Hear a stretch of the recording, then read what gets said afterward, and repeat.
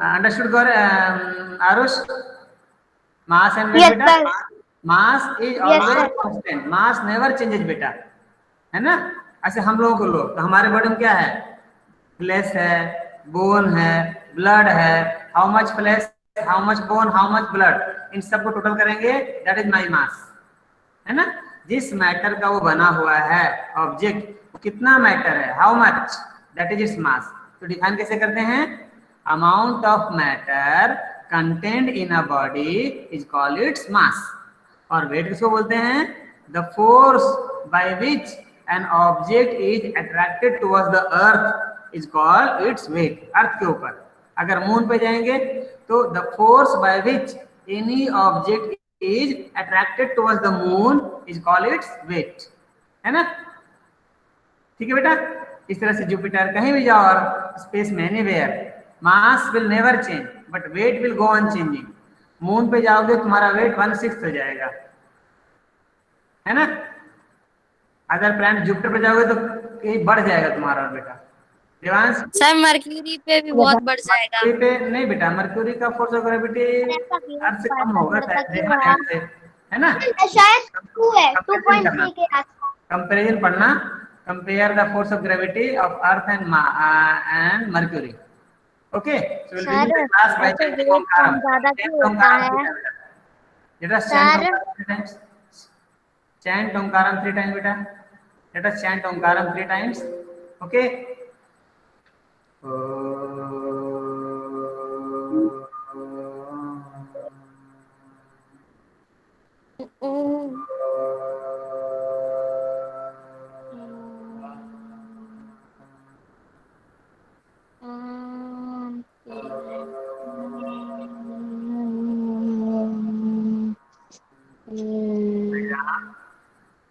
Once again, पे जाने से कम ज्यादा क्यों होता है? क्या बेटा? फोर्स अपना वेट, हाँ वेट क्यों बदलता है ना, वेट देखो मैं प्रेजेंट करता हूँ स्क्रीन, फिर मैं स्क्रीन पे लिखता हूँ, राइट। ठीक, गौरिक देखना बेटा, can you see my screen? No sir, yes sir, हाँ आप दिख रही है सर, सब दिख रही है, यस बेटा, है ना। आप मैं थोड़ा यहीं पे लिख देता हूँ तो मालूम चल जाएगा आपको। वेट जो होता है WIGHT, weight is equal to mass into force of gravity, ये है वेट, ठीक है। तो हम कहते हैं W is equal to M into a is the mass, mg बोल सकते, जी फोर्स ऑफ ग्रेविटी को जी बोलते हैं, स्मॉल जी। तो mass into force of gravity that is called weight बेटा, ठीक है, दिख रहा है? ओके सर, यस सर, है ना। हाँ अब मैं स्लाइड शो कर लेता हूँ, ठीक है। फिर सुनो बेटा, weight is the product of mass and force of gravity.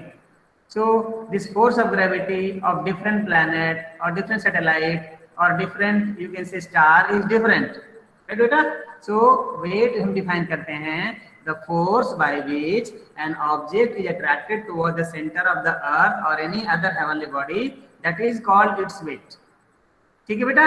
और मास जितना मैटर मेरे बॉडी में है, मान लो मेरे पास एक चौक है, तो chalk is made up of calcium carbonate, so how much calcium carbonate, 5 gram, 10 gram, 20 gram, 50 gram, उतना ही रहेगा वो। उसको लेकर तुम पहुंच जाओ कहाँ पे, मून पे, तो वहां उसका वेट कम हो जाएगा। सन पे जाओगे तो टन में वेट हो जाएगा, जुपिटर जाओगे तो भी बढ़ेगा, और दूसरे प्लैनेट पे जाओगे तो अलग अलग होगा, क्योंकि डिफरेंट प्लैनेट्स की फोर्स ऑफ ग्रेविटी अलग अलग है। Am I clear? Yes sir, है ना? Yes sir, Okay, very good. So whenever you have any doubt, such doubt, you sure, है ना, ask me. So we were talking about adaptive features of, है ना बेटा, कैमल के बारे में बात की थी हमने पूरी, याद आ रहा है Gaurik? Adaptive feature of camel, yes sir, देखिए फिर से हम बात कर लें camel. Camel have long legs which help to keep their bodies away from the heat of the sun. Similarly, we have to study the adaptive features of different plants and animals in different habitat. Okay beta? So after camel, we saw there are other animals also found in the desert, and they are not active during the day, they are active during the night. So animals which are active during the day, what do we call them? Diurnal. Diurnal, है ना? Diurnal animals, diurnal, DIURNAL, diurnal animals. And animals which are active during night, what do we call them? Nocturnal. Nocturnal. Nocturnal animals. Nocturnal. Nocturnal, NOCTURNAL, लिख लेना कहीं। हाँ बेटा बोलो। जो इसमें NAL आया है तो इस सब में कॉमन क्यों है, उसका मीनिंग क्या होता है आप बता दीजिए। Diurnal due to the sun, nocturnal due to the night, so that's why बेटा, है ना। अब एकदम डिटेल हम मॉर्फोलॉजी में नहीं जा सकते, वर्ड कैसे बना है ना, यहाँ पर ऐसे कुछ समझ में नहीं आ रहा बेटा मुझे अभी ऑल ऑफ अ सडन। ठीक है सर। ओके हाँ बोलो। सर इसे लिखना है। हाँ भाई, diurnal animals which are active during the day are called diurnal animals. Animals which are active during the night are called nocturnal animals. ठीक है बेटा। So desert animals, they are generally nocturnal. Why? Because in the daytime, if they come out, they will die with hot sand, right? They cannot bear that much heat. So in the daytime, they remain inside deep burrows, है ना, जमीन के अंदर गड्ढे खोदे होते हैं या खुद खोद लेते हैं और उनके अंदर छिपे होते हैं। आप डायग्राम देखो, यहाँ पे देखो, डायग्राम दिख रहा है बेटा, ये देखिए चूहा है यहाँ पर, कहाँ अंदर घुस के बैठा हुआ है, दिख रहा है बेटा। स्नेक देखो यहाँ बैठा हुआ है जमीन के अंदर गड्ढे करके। ये तुम्हारे बुक का डायग्राम है, आप बुक को जरूर पढ़ो बेटा, मैंने कह रखा है ना, read each and every line of your book, see all the diagrams, है ना। तो इस तरह घुस के बैठे रहते हैं, क्यों? क्योंकि यहाँ पर अंदर तक जो सन की हीट नहीं पहुंच पाती है, it is cold there, so they can enjoy. And when they are active during the night, रात में बाहर निकलते हैं, क्योंकि उनको बाहर तो निकलना पड़ेगा ना बेटा। How can they get their prey? Prey मतलब फूड, है ना। They will have to eat someone. इस पूरे बायोलॉजिकल वर्ल्ड में, इस पूरे बायोस्फीयर में फूड चेन मेंटेन है, food chain and food web, है ना। One animal has to eat the other animal and it starts from the plant. Plants can only prepare their food from the sun. सन की energy लेकर के सिर्फ green plants अपना food बना सकते हैं, सो दे आर कॉल्ड प्रोड्यूसर्स, है ना बेटा। दे आर ऑटोट्रॉफ्स, प्रोड्यूसर हैं वो।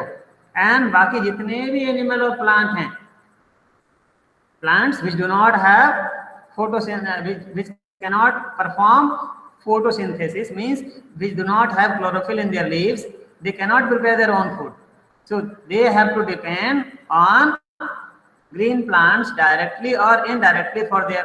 अब मान लो ह्यूमन बीइंग, हम लोग क्या खाते हैं बताओ, बोलो बेटा। गौरी सर फ्रूट्स खाते हैं, fruits vegetable. Very good, fruits खाते हैं सर। और बहुत से लोग सर वेजिटेबल, बहुत से लोग एनिमल्स, एनिमल्स भी खाते हैं, बहुत लोग मीट खाते हैं, फिश खाते हैं। तो देखो अगर हम डायरेक्ट वेजिटेरियन नॉन वेजिटेरियन। हाँ बेटा सुनो ध्यान से, अब अगर हम फ्रूट्स खा रहे हैं, अनाज खा रहे हैं, तो डायरेक्टली हम प्लांट से ले रहे हैं एनर्जी, है ना बेटा। और प्लांट्स ने किससे लिया? सन से लिया। लेकिन अगर हम फिश खा रहे हैं, मीट खा रहे हैं, तो जो फिश खा रहे हैं, fish ultimately it eats either some plankton, है ना, which is floating on the surface of water, पानी में तैरता रहता है, या छोटे छोटे दूसरे एनिमल्स को मार खाते हैं, या वेस्ट मटेरियल को खाते हैं, मछली वगैरह, तो उनसे एनर्जी उनको मिल रही है। या फ्लेश खा रहे हैं हम, मान लो गोट का खा रहे हैं या किसी और मुर्गा मुर्गी खा रहे हैं, तो वो फिर क्या खाते हैं, या तो अनाज खाते हैं या कीड़े मकोड़े खाते हैं। तो कीड़े मकोड़े का अल्टीमेटली एनर्जी कहाँ से मिलती है? प्लांट से मिलती है। सो ये फूड चेन मेंटेन रहता है बेटा, और फूड अगर नहीं मिलेगा तो that animal has to die, है ना। खैर ये तो एक्स्ट्रा था नॉलेज हमारा डायरनल एंड नॉकटर्नल एनिमल्स, याद रखना बेटा, ठीक है। आज हम पढ़ेंगे, आगे चले, थोड़ा बढ़ने तो बेटा, तो अटक कर जाएंगे हम लोग। हम बोलो आरुष। सर लिविंग कैरेक्टरिस्टिक क्या होते हैं? अभी इसके बाद सुनो ना, when we discuss all the adaptive features, then we will enter what are the characteristics of living things and non living things, है ना, फिर उसमें एंटर करेंगे हम, फिर वहां बताएंगे बेटा। ये फर्स्ट पार्ट में ये पढ़ना हमें habitat, component of habitat, plants and animals found in. Sir मुझे एक डाउट था। सुनो पहले पूरी बात सुनो। Different habitats and how are they able to live in that habitat which is called adaptation, है ना। और एक क्वेश्चन लेके जा रहा हूं मैं, देखना अगली बार मुझे बताना इसका answer. Difference between adaptation and acclimatisation, ठीक है, ढूंढ के लाना। Adaptation and acclimatisation, what is meant by acclimatisation, लिख लिया। अडेप्टेशन में बता चुका हूं आपको, एक्लिमेटाइजेशन आपके ऊपर छोड़ रहा हूं, पता करना आप। तुम्हारे बुक में भी कहीं लिखा है बॉक्स में। अडेप्टेशन और सर आप स्क्रीन पे लिख दीजिए सर। स्क्रीन पे लिख दूं, मैं अपनी बुक दिखाता हूँ, बुक देखो अपना, है ना, बुक देखो and come on to the page number 82। Screen देखो, स्क्रीन दिख रहा है, ये देखो जिसको मैं अंडरलाइन कर रहा हूँ, हाईलाइट कर रहा हूँ। Can you read Gaurik? Acclimatisation, acclimatisation. हाँ, तो इसको पूरा पढ़कर मैं समझाना अगली क्लास में कि what do you mean by acclimatization, ठीक है बेटा। Now adaptive features of desert plants. अभी हमने डेजर्ट में देखा, एक दो एनिमल, एक दो प्लांट का एग्जांपल लेके समझेंगे बेटा, बाकी को हम इस तरह से समझ सकते हैं, ठीक है बेटा। तो नाउ कैक्टस, कैक्टस सबने देखा होगा, आपके घर में भी गमले में कैक्टस लगा होगा एक दो, है ना, कुछ लोगों घरों में होगा बेटा, है कैक्टस का प्लांट। यस सर, मेरे दोस्त के घर में लगा है। हाँ देखो, आप फिगर भी देख सकते हो, बुक से फिगर लिया हुआ है कैक्टस का प्लांट, जिसको कुछ लोग नागफनी भी बोलते हैं। उसमें चौड़े चौड़े पत्ते होते हैं, पत्तों के ऊपर कांटे होते हैं बेटा। और आप देखे होंगे, आप घर में कैक्टस होगा, हर कैक्टस में बड़े बड़े लंबे लंबे कांटे होंगे, थॉर्न्स बोलते हैं इंग्लिश में उसको। तो how are desert plants, an example cactus का लेकर हम देखते हैं, दे आर अडेप्टेड।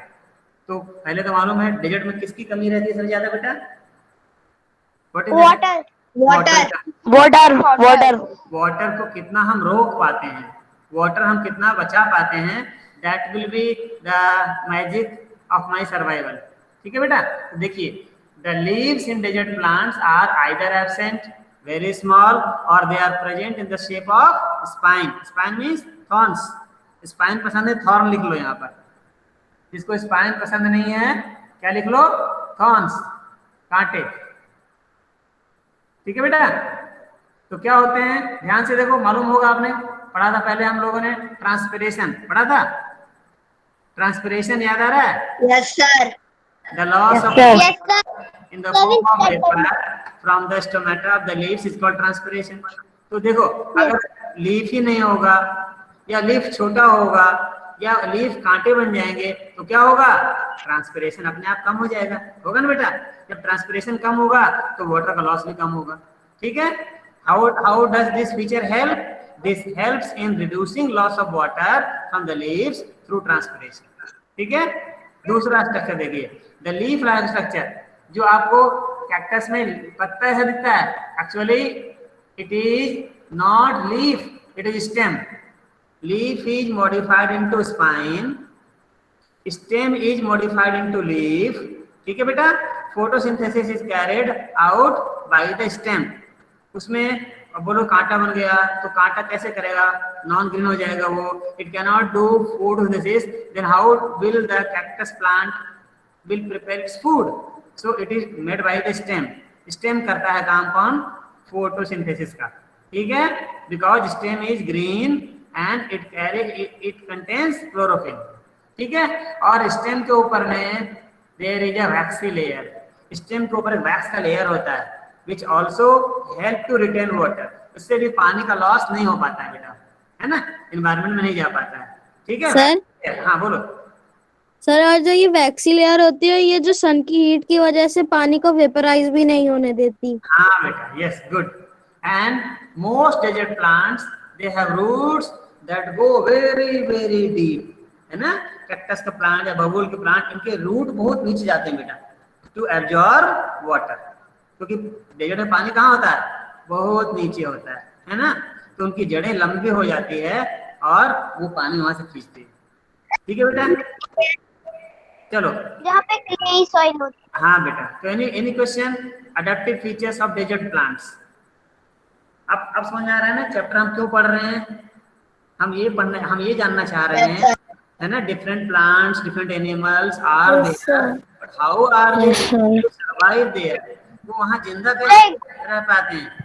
कुछ उनके बॉडी में चेंजेज आते हैं, कुछ उनके हैबिट्स अलग अलग होते हैं, and that help them to survive in the desert, and we are trying to know these adaptive features, adaptation का जानना कोशिश कर रहे हैं, और सब आपको याद होना चाहिए बेटा। सर डाउट है ना, लिखते जाना, याद करते जाना। ठीक है, अब यहाँ पर 2 और वर्ड मैं लिख देता हूँ, है ना, न्यू वर्ड दे रहा हूँ, है ना, फूड फॉर थॉट समझने के लिए। लिख लो आप, जियोट्रोपिज्म, जियोट्रोपिज्म,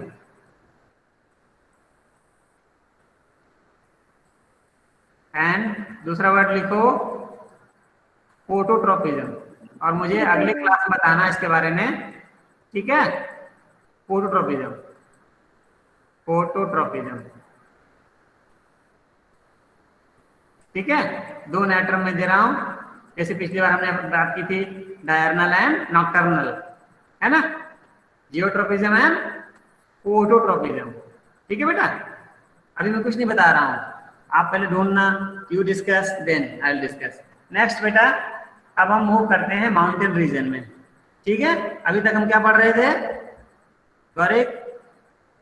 डेजर्ट के बारे में पढ़ रहे थे अभी।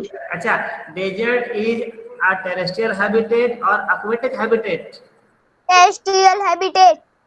Sir terrestrial habitat. अभी टेरेस्ट्रियल में हम लोग हैं mountain region, it is also a terrestrial habitat. Mountain थोड़ा हाइट पे चले जाते हैं बेटा, है ना।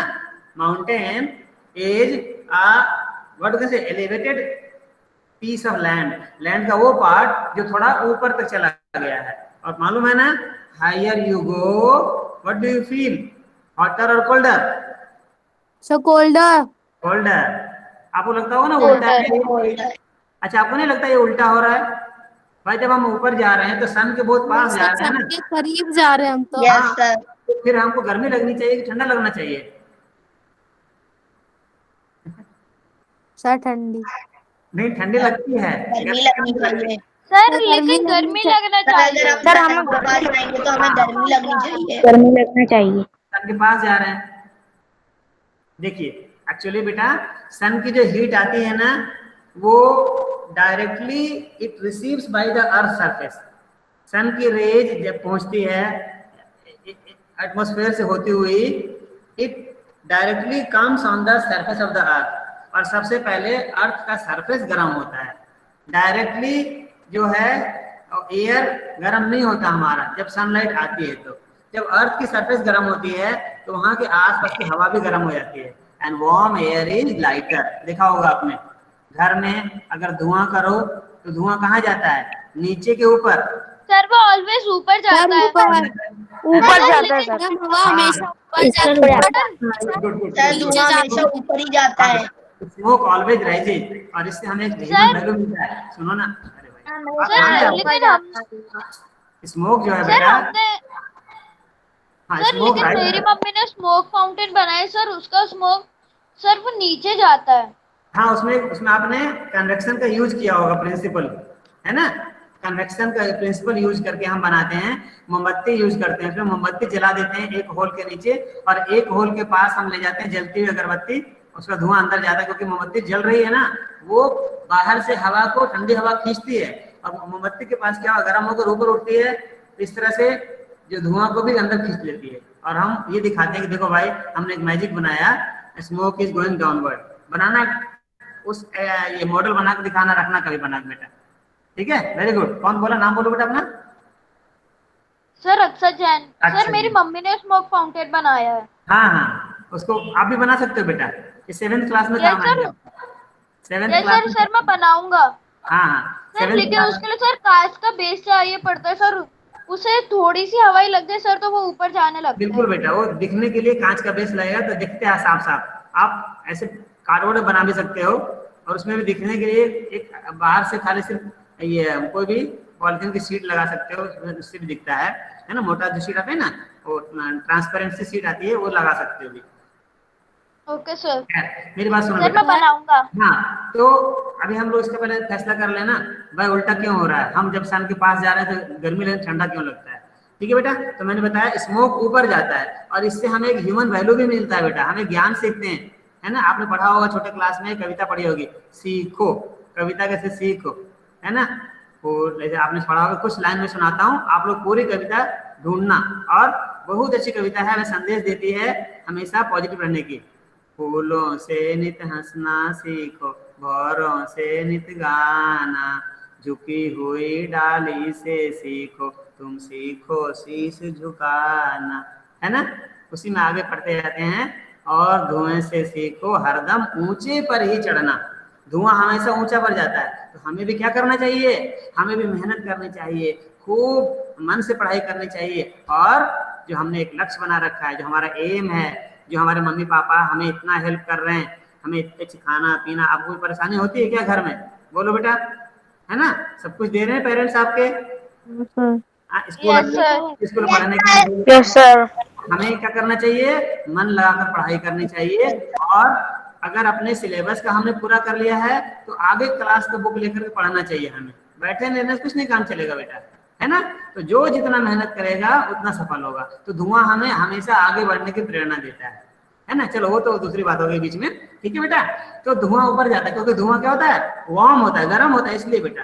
तो वार्म एयर भी क्या होती है, राइज करती है। और ये वार्म एयर जब राइज करती है, that goes on making the air in the atmosphere warmer.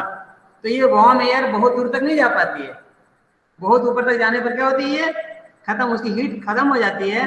तो आपको ऊपर जाने पर क्या मिलेगी, कोल्ड एयर का सामना करना पड़ेगा, and that is your, you will feel colder. ठीक है, समझ में आया बेटा। तो जो माउंटेन रीजन हमारा है, they are very cold, these habitats are normally very cold and windy. यहाँ पर तेज हवाएं चलती है और हवा ऐसी थपेड़े, ठंडी हवा के थपेड़े। अभी कारगिल में हमारे जवान हमारे देश की सीमा की रक्षा करने में लगे रहते हैं। कई बार देखा हो, सुना होगा आपने, वो कई बार तो बर्फ की आंधी चलती है, उसमें दब जाते हैं कई सारे सोल्जर्स हमारे बेटा, अपनी जान तक दे देते हैं।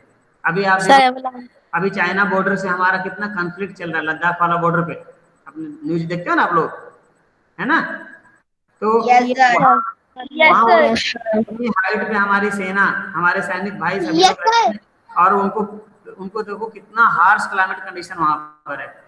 ये विंडी यहाँ की हमारी अच्छी हवा नहीं है, जोर से हवा चलने से अच्छा लग रहा है हमें, उस विंडी में मतलब बहुत कोल्ड विंड के थपेड़े पड़ते हैं। खैर, इन सम एरिया स्नोफॉल में टेक प्लेस इन विंटर्स। कई जगह तो विंटर में स्नोफॉल हो जाता है, शिमला, मसूरी, दार्जिलिंग, जहाँ हमारा गर्मियों के दिनों में घूमने जाते हैं, यहाँ पर बहुत गर्मी रहती है, लेकिन जब वहां जाते हो then you enjoy a very pleasant weather there. खैर, माउंटेन रीजन्स में आइए, there is a large variety of plants and animals found there. माउंटेन में भी जाएंगे, very variety of plants and animals will found there. आप अभी जो जिन लोगों की आदत है घूमने की, या अपने पेरेंट्स से घूमने जाते हो ना, तो अगली बार से ध्यान रखना कि जहां भी जाएं वहां के हम प्लांट्स एनिमल्स को गौर से देखें, उनकी पिक्चर ले सकते हो तो पिक्चर लें, और फिर उनके बारे में try to study more and more बेटा। ठीक है, तो आइए, हाउ अडेप्टिव फीचर्स समझ रहे हैं बेटा, the change in their body shape and their habits which help them to survive in that climatic condition, that is called adaptation. So adaptive features of trees of a mountain habitat, वहां जो पेड़ होते हैं mountains पे, है ना, वो कैसे होते हैं, ध्यान से देखिए। पहला, trees are normally cone shaped. आपने देखा होगा क्रिसमस ट्री देखा है आप लोगों ने, है ना। क्रिसमस ट्री कैसे शेप होता है, कोन के शेप में होता है ना, कोन शेप में होते हैं। और दे हैव स्लोपिंग ब्रांचेज, उनकी ब्रांचेज नीचे की तरफ झुकी होती है, ठीक है बेटा। And leaves of these plants are needle like, पत्ते सुई के जैसे होती है, बिल्कुल पतली पतली होती है और नीचे तरफ झुकी होती है। इससे क्या होता है, this helps the rain water and snow to slide off easily. अगर बारिश हुई या स्नोफॉल हुआ तो सारा का सारा स्नोफॉल नीचे गिर जाता है, बारिश नीचे गिर जाती है। नहीं तो स्नो अगर अटक जाएगा पत्तों के ऊपर में, ब्रांचेस के ऊपर में, तो पौधा खुद गिर जाएगा, वजन से गिर जाएगा। समझ रहे हैं? और ठंड से ये हेल्प हो जाएगा उसको, है ना। अब in mountain region there are animals also. Animals कैसे रह पाते हैं बेटा वहां पर? So animals have thick skin, मोटी चमड़ी होती है उनकी, मैंने बताया था, है ना। मोटी चमड़ी मतलब उनके स्किन के नीचे thick layer of fat, blubber से बोलते हैं। Good, very good. To protect them from cold. For example देखिए, yaks have long hair to keep them warm. Snow leopard वहां मिलेगा माउंटेन पे, they have thick fur on its body including feet and toes. उनके पाँव के ऊपर भी, to के ऊपर भी होता है ना बेटा, फर होता है, मोटे मोटे फर, मोटे मोटे रोए होते हैं उनके ऊपर में। This protects its feet from the cold when it walks on the snow. Snow पे चलते हैं तो उनको इससे ठंड में हेल्प होता है बेटा, ठीक है। द माउंटेन गोट, वहां पर आपको बकरी भी मिलेगी। तो दे हैव स्ट्रॉन्ग हूव्स, उनके हूव्स समझते, हूव्स खुर पाँव में जो होता है उनको काला काला देखा होगा।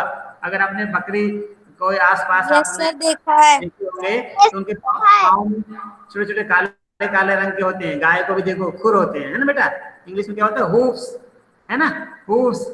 They have strong hooves for running up the Rocky slopes of the mountain. आप और हम नहीं दौड़ लगा पाओगे पत्थरों के ऊपर में, और वो मजे से दौड़ कर भाग के रन भी कर लेते हैं उनके ऊपर में, because of their strong hooves. So got it बेटा। अब ये बता रहा हूँ मैंने कहाँ से लिया है आपको ये सारे। सर हूप्स क्या होते हैं? हाँ बेटा, sir what is hoops?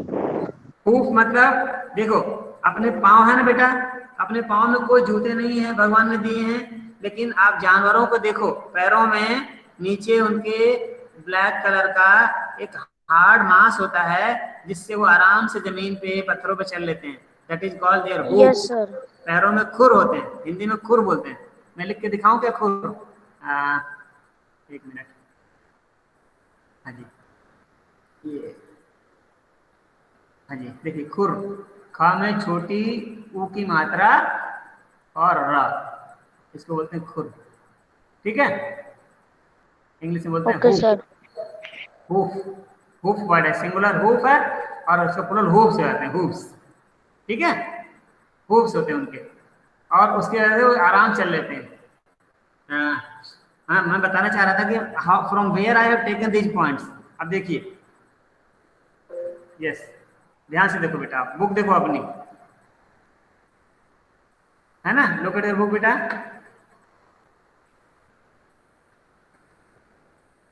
Mountain region देखो, दिख रहा है, page number 84। All of you see, देखिए आप, ट्रीज ऑफ माउंटेन हैबिटेट, देखिए है ना कौन shaped, Gaurik, yes sir. Yes sir. है ना। अब देखिए मैंने यहीं से लिया पॉइंट है, मैंने पॉइंट कहाँ से लिया देखो, देखिए, these trees are normally cone shaped and have sloping branches. The leaves of these are needle like. तो सारे पॉइंट आपके बुक में है बेटा। एंड देखिए स्नो लेपर्ड को देखिए, पूरा स्नो में लिपटा रहता है फिर भी ठंड नहीं लगती इसको, क्योंकि इसकी स्किन मोटी होती है और फर होते हैं, और फर यहाँ तक कि इसके फीट पर भी, टो के ऊपर भी फर होते हैं, है ना। एक याक घूम रहा है, खैर okay, let us go ahead बेटा, है ना, let us go ahead. Mountain regions के बाद आते हैं ग्रास लैंड में। It is also which habitat, tell me, terrestrial और एक्वेटिक?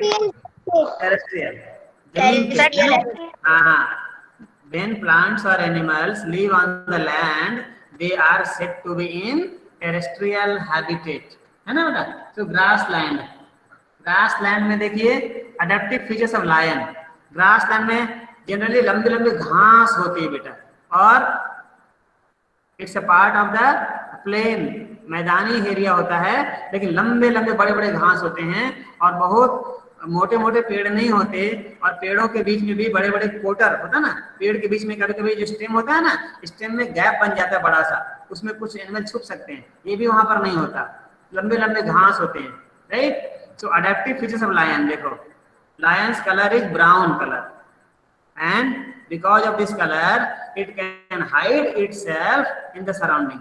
आपने देखा होगा अगर आपको पत्तों के बीच में हरे कपड़े पहन के आप बैठ जाओ और बोलो अपने फ्रेंड को मुझे ढूंढो मैं कहाँ बैठा हूँ, तो डिफिकल्टी आती है कि नहीं आती है? Yes sir. है ना बेटा, क्योंकि हमारा जो और सर ऐसा एक आर्मी के लिए सूट बनाया जाता है स्पेशल। ऐसे ही कैमेलियन करता है, कैमेलियन तो अपना कलर बदल लेता है, उसकी बॉडी पर स्किन पे पिगमेंट होते हैं और उसके पिगमेंट एनवायरनमेंट के कलर के हिसाब से एक्टिवेट हो जाते हैं। धूप में जाएगा तो कैमेलियन पीले कलर का हो जाएगा, आप बहुत गौर से देखो तब दिखाई पड़ेगा, अरे यहाँ पर है ये, मूव करेगा तब दिखाई देगा, चुपचाप से बैठा रहेगा तो पता ही नहीं चलेगा, है ना। और पत्तों में आ जाएगा कैमेलियन, जरूर देखना कैमेलियन क्या बोलते हैं, गिरगिट इंग्लिश में, हिंदी में, है ना बेटा, नाम सुना होगा गिरगिट, ऐसे हिंदी में मुहावरा भी है। अच्छा नाम गिरगिट की तरह रंग बदलते हो, गिरगिट की तरह रंग बदलते हो, ऐसे मुहावरा भी है हिंदी में, गिरगिट इसको बोलते हैं, कैमेलियन, राइट। तो लायन का जो कलर है ब्राउन कलर का होता है बेटा, इससे क्या होता है वो आराम से छिप लेता है अपने सराउंडिंग में, and it can easily hunt its prey. Prey मतलब the animal which is going to be killed for the food is called prey. तो मान लो लायन है और लायन है तो लायन के साथ वहां पर डियर होगा, ठीक है बेटा, तो लायन के लिए डियर क्या हो गया, प्रे हो गया, prey PREY, the animal which is eaten as food is called prey, and the animal who is going to eat other animal, जो दूसरे को खाने जा रहा है, ये इसको खाने जा रहा है, तो ये क्या कहलाता है, लायन प्रीडेटर, कार्निवोरस, प्रीडेटर। अरे यार एक दो टर्म और है बेटा, वो तो है ही है, दो टर्म है यहाँ पर, ध्यान से पढ़ लो इसको, प्रीडेटर और प्रे।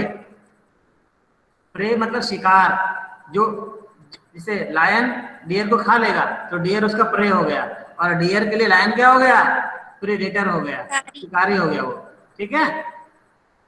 अच्छा देखो लायन में जो आंखें होती है हमारी तरह उसकी होती है, सामने होती है बेटा, ऐसे सामने होती है। हम आपसे पिछली बार एक एक्टिविटी दी थी मैंने, इसीलिए दिए थे कि आपको बोला था कि आप एक आंख बंद करके और जूते की लेस निकाल के और लेस लगाने की कोशिश करना, किया किसी ने? किसी ने किया था बेटा? सर मैंने किया था। तो कैसा लगा आपको? सर थोड़ा अजीब अजीब लगा था, अजीब लग रहा था ना? ये सोच रहे थे सर इसके बाद क्या करें, कहीं कुछ डिफिकल्टी आ रही गलत थी। तो ना हो जाए। हाँ नॉर्मल नहीं लग रहा था। सर क्या? आप जूते अपना ले लो, एक जूता ले लो, उसकी लेस को बाहर खोल दो, पूरा निकाल लो बाहर, है ना, और फिर एक आंख बंद कर लो और फिर जूते में लेस डालने की कोशिश करो, और फिर आप दोनों आंखों खोल कर करने की कोशिश करो, तो आप देखोगे when we do it with our one eyes open we find difficulty. इससे मैंने एक एक्टिविटी बोली थी, आप पहले ऐसे खड़े हो जाओ, खड़े होने के बाद में एक आंख बंद कर लो और दोनों हाथ को उठा करके और दोनों उंगली को ऐसे ला करके मिलाने की कोशिश करो, है ना। सर नहीं दिख रहा। ऐसे ऐसे भैया, ऐसे नीचे बैठ जाओ, खड़े हो जाओ, ऐसे खड़े हो, दोनों हाथ नीचे कर दो, है ना, एक आंख बंद कर लो और हाथ को उठाओ और ऐसे फिंगर ला करके मिलाने की कोशिश करो, करो, खड़े हो जाओ बेटा, ऐसे खड़े हो जाओ और दोनों उंगली बाहर निकाल लो, दोनों उंगली बाहर निकाल लो, एक आंख बंद कर लो और ऐसे ला करके सामने मिलाने की कोशिश करो। What do you feel? Sir वो आगे पीछे हो जाता है। पीछे हो जाती है। अब आप यही काम करो, दोनों आंखें यस सर और ऐसा बहुत ज्यादा जल्दी हाथ में दर्द हो रहा है। हाँ, अब आप दोनों आंखें खोल के करो ये एक्टिविटी को। सर तो आसानी से हो रहा है। आसानी से हो रही है। तो बेटा ये भगवान ने हमें दो आंखें दी है, दोनों से दो इमेज बनता है, ये भी अपना इमेज बनाता है, जो फोटो को देख रहा हूं मैं, इसका इमेज ये भी बनाता है, दोनों इमेज वापस दिमाग में जाकर के एक बन जाता है। और दिमाग एक्चुअली देखने का काम सिर्फ आंखें नहीं करती है, हमारी ब्रेन करती है। राइट बेटा? यस और सर, ट्रेन से ऐसे भी अंडरस्टैंड ऐसे भी करता तो हम क्या देख हाँ, रहे हैं। ऐसे मैं बोतल देख रहा हूँ ना, बोतल की उल्टी इमेज बनती है रेटिना पे और इसको सीधा करके हमारा एक ब्रेन बताता है ना? सो दोनों आंखों से क्या होता है, एक डेप्थ ऑफ विजन मिलता है, क्लैरिटी होती है, एक स्पष्ट दिखाई देता है हमें। तो लायन की भी आंखें हमारी तरह सामने होती है, फेस में होती है ना? इससे क्या होता है, it can get correct idea about the location of its prey. वो डियर कहाँ पर है एग्जैक्टली दूर से देख लेता है। फिर लायंस हैव लॉन्ग क्लॉज, उनके लंबे लंबे नाखून होते हैं उनके पाँव में, है ना, जो दबाते हैं तो बाहर निकाल आते हैं और छोड़ते हैं तो अंदर चले जाते हैं। इससे आसानी से चल लेता है और अपने शिकार को झपट्टा मार के पकड़ भी लेता है ना? और सर ये भागने में भी हेल्प करता है उसके ग्राउंड को एकदम पकड़ने Lions के have लिए। long claws in their front legs that can be withdrawn inside the tooth, and as well as it can run very fast so that it can catch its prey. ये तेज भाग भी लेता है ताकि अपने हिरन को या दूसरे शिकार को पकड़ सकता है बेटा। वो लिख देना अगला point, it can also run very fast, right? अब एक और देख लें तो ग्राफ टाइम पूरा हो जाएगा अपना। वहां पर डियर भी होता है बेटा, है ना? अभी है, पानी ले लूंगा मैं। अडप्टिव फिश डियर, हिरन को देखो, इट हैज स्ट्रॉन्ग टीथ, उसके दांत बहुत मजबूत होते हैं क्योंकि बेचारा वहां खाने के हाँ सर, वो प्लांट जो हाँ स्ट्रॉन्ग प्लांट रहते हैं उसे खाने के लिए। For chewing hard plant stems of the forest. It has long ears, कान लंबे लंबे होते हैं, so it can hear very soft sound. कोई जरा सा आहट हुई ये चौकन्ना हो जाता है। तो कोई भी साउंड सुनने के लिए लंबे लंबे कान उसको हेल्प करते हैं, क्योंकि वो जो लायन होता है बड़ा चालाक होता है, वो दबे पाँव से जो क्लॉज का होता है ना, वो दबा लेता है ना, बड़ी धीरे चलता है, आवाज ही नहीं होती है। और जरा सी भी आवाज हुई, घास में सर की आवाज हुई तो ये चौकन्ना हो जाता है और भागने की कोशिश करता है। So it has long ears to hear movements of predator. देख लो भाई, टर्म देख लो, कोई डाउट नहीं है ना बेटा? ये प्रेडेटर जो टर्म आ रहा है, प्रे टर्म आया था अभी आपने देखा था, है ना? प्रे एंड प्रेडेटर समझ में आ जाएगा। अगर पूछा जाए explain prey and predator with the help of an example, तो क्या बोल सकते हो? आप लिखोगे सर इन द फॉरेस्ट, लिखने से सर मत लिखना, बात कर रहे हैं तो sir in the forest lions are there, deers are there, so lion can kill the deer for its food, so deer is its prey and lion eats the deer, so for deer lion is the predator. ठीक है बेटा? अब देखिए, हिरन की आंखें अलग होती है, हिरन की आंखें सिर के ऊपर होती है, ध्यान से देखना, see the figure of a deer. उनकी आंखें हमारी तरह नहीं होती है, सामने नहीं होती है, उनकी आंखें सिर के ऊपर होती है एंड वो अपने आई बॉल घुमा के चारों तरफ देख सकते हैं। It can see at the back also, हम लोग नहीं देख पाते पीछे क्या हो रहा है। So the eyes on the side of its head allow it to look in all directions for danger. तो किसी भी कहीं भी खतरा देख लेता है वो। And the speed of the deer helps them to run away from the predators. तेज भागता है और उससे वो अपने शिकारी से खुद को बचा लेता है। तो these are some of the features of deer. Okay, my dear, है ना? Next we'll talk about aquatic habitats. Okay. So far, any question? sir. Any question? Ask me, beta. Any question? You're most welcome. Ask me. Sir, what is translucent? Translucent बोलते हैं when a material allows light to pass through only partially. थोड़ा थोड़ा light को आने दे, उसको बोलते हैं translucent. यानी उससे होकर हम साफ साफ नहीं देख सकते, थोड़ा थोड़ा दिखाई देगा। जैसे आप ले लो बटर पेपर, ऑयल पेपर, एक ग्लास को पत्थर पर रगड़ दो, फिर उसके थ्रू देखने की कोशिश करो, आपको बहुत साफ साफ नहीं दिखाई देगा। या आप एक ग्लास की शीट लो, उसके ऊपर स्टीम पास कर दो, या वाटर पेपर कंडेंस हो जाए, उसको बोलते हैं बेटा। ठीक है सर, केमिस्ट्री में केमिकल बॉन्ड क्या होते हैं? केमिकल बॉन्ड होते बेटा, देखो atoms they are joined together with a force which is called chemical bond, है ना?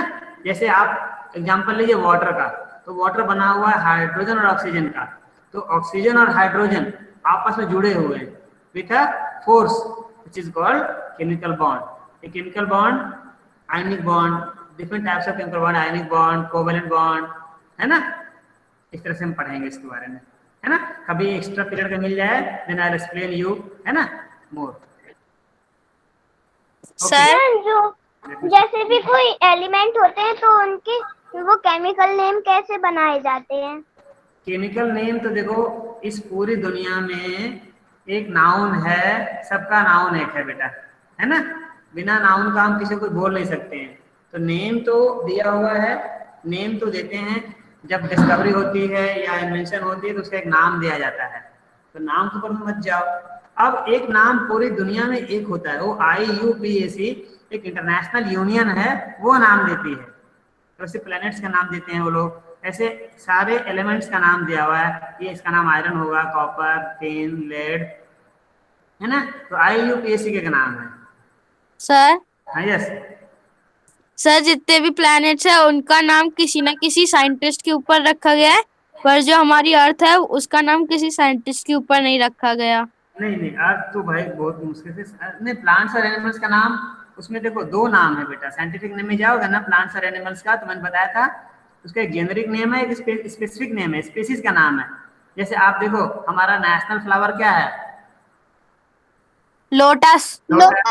सो what is the scientific name of lotus? Nelumbo nucifera, है ना। हमारा साइंटिफिक नेम क्या है ह्यूमन बींग्स का? होमो सैपियंस, ऐसा होमो सेपियंस। है ना। तो सैपियंस हमारा स्पीसीज का नाम है और होमो हमारा जेनरिक नेम है। तो ऐसे दो नाम होते हैं, generic name and specific name. Okay बेटा, so you can let's do Shanti पाठ।